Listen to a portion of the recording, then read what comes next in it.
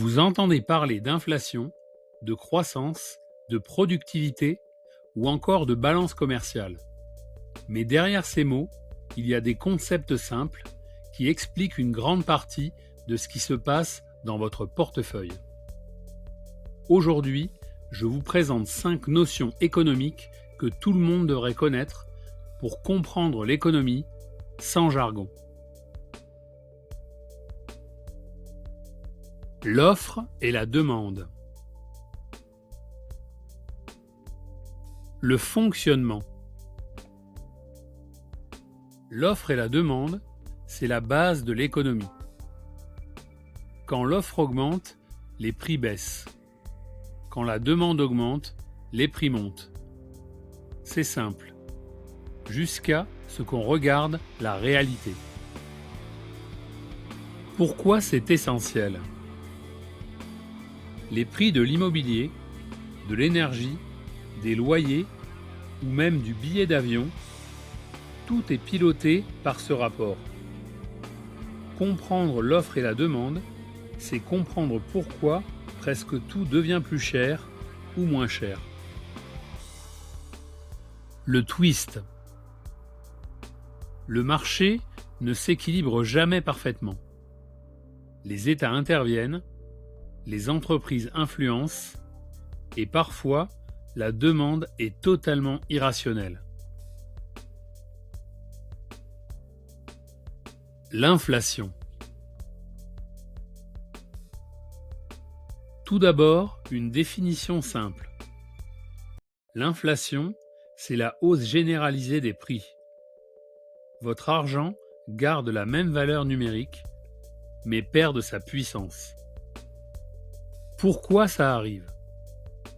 Il y a 3 moteurs. Tout d'abord, les coûts augmentent. Matières premières, salaires. Deuxièmement, la demande explose. Troisièmement, la création monétaire augmente plus vite que l'économie. La conséquence directe. Quand l'inflation monte, vos économies fondent comme neige au soleil si elles ne sont pas investies.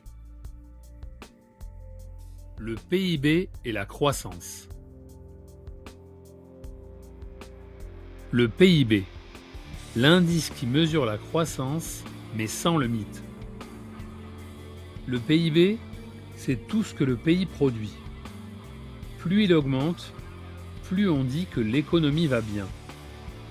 Mais c'est une vision incomplète. Pourquoi il trompe ? Le PIB ne mesure pas, entre autres, ni le bien-être, ni le niveau de richesse, ni la compétitivité, ni encore la capacité à investir. C'est un thermomètre, mais un thermomètre partiel qui de plus comporte des biais. Ce qu'il faut retenir, PIB qui monte ne signifie pas un pays où tout le monde vit mieux. PIB qui stagne ne signifie pas la catastrophe automatique. La productivité. Comment la définir simplement ? La productivité, c'est produire plus avec autant, voire moins de ressources. C'est le moteur principal de la croissance à long terme. Pourquoi elle est cruciale ? Si la productivité n'augmente pas, les salaires stagnent, les profits stagnent et l'économie stagne. C'est une variable que tous les économistes surveillent. Le lien avec votre vie. La productivité, ce n'est pas un concept lointain. C'est ce qui détermine vos hausses de salaire, le prix des biens et même le niveau de vie futur d'un pays.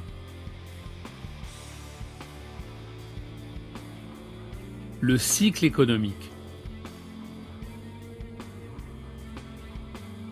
Le cycle économique, comporte 4 phases. En 1, l'expansion. En 2, le pic. En 3, la récession. Et en 4, la reprise. Pourquoi c'est important? L'économie ne grandit pas en ligne droite. Elle respire. Quand on comprend le cycle, on comprend pourquoi les taux montent, les prix bougent, les entreprises recrutent ou licencient. Le message clé. Vous ne pouvez pas prédire parfaitement l'économie, mais vous pouvez essayer de comprendre où vous êtes dans le cycle et adapter vos choix. Ces 5 concepts sont les briques de base pour comprendre l'économie réelle.